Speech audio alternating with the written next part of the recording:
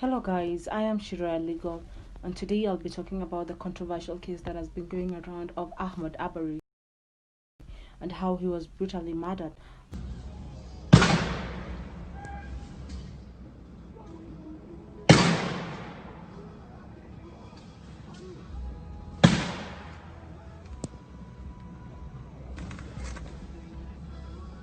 On day 23rd February 2020, we all saw that video and it was so tragic.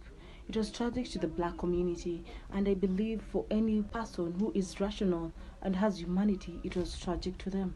The video shows us that the McMichaels had been following for a while, and as he was trying to dodge them, they intercepted him, and in self-defense, he tried to fight them back, and that's where he met his tragic death, where Travis McMichael shot him thrice on the head, and we are seeing the video, he struggled to the ground. The sources confirmed to us that he was someone whose joking was a daily routine to him, and his mother also confirms to us that he liked joking.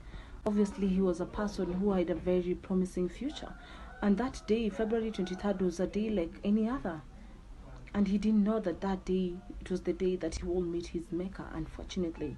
What is so unbecoming of the McMichael statement is that they thought Arbery was the suspected criminal. They merely thought. They didn't even confirm. They didn't have a leg to stand on that actually he was the one who was breaking in the construction area. What is that statement trying to portray to our minds? That the black people should be going about their days fearing for the next minute of their lives? That fearing the next minute they'll be dead? That they'll be in prison, arrested, of a crime that they didn't even commit? The crime-stained blackness of a Negro, is that the problem? I'm a young black man doing all that I can to stand.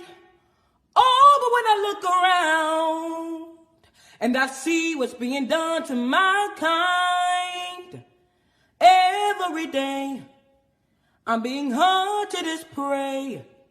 National leaders definitely had their say in the case. Georgia Governor Brian Kemp termed the case to be absolutely terrific. Joe Biden termed the case as, "The video is clear, Ahmaud Arbery was killed in cold blood. My heart goes out to his family, who deserve justice and deserve it now."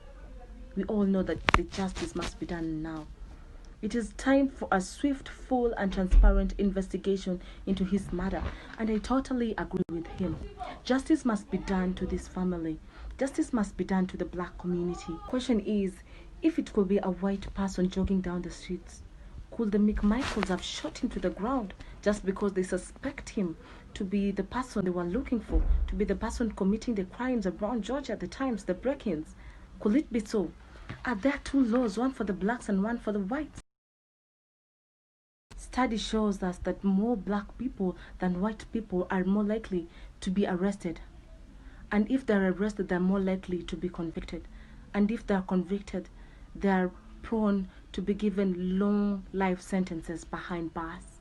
Washington Kaiser Family Foundation study 2011 by Harvard University shows us that if you meet a black person, they are more likely to tell you that more of their relatives or their friends have died because of black-related discrimination matter. Washington Kaiser Family Foundation of Harvard 2011 study tells us that more black people than white people have reported that their family or friends have been murdered. Black people, and to narrow down to the male blacks, have been overrepresented when the media touches on negative topics such as criminality and poverty. Research and surveys tell us that more black people are dying in this era, even more than in the colonial era. Why is this so? We see in the case of Eric Garner, Michael Brown, and Tamir Rice, the DA is supposed to be appointing a grand jury to decide on the Ahmaud Arbery's case, a similar grand jury that deliberated on the case of Tamir Rice. And justice was not given to that family. Justice was not given to the black community. Sociologist Joshua Lejewi of Harvard University analyzed birth records in California, and it was found that black infants born near police killing of unarmed black individuals were more likely to be born prematurely and have a lower birth weight, all because of maternal stress related to the killings of an uncle, of a friend, of a father. We will all stand up and demand for justice.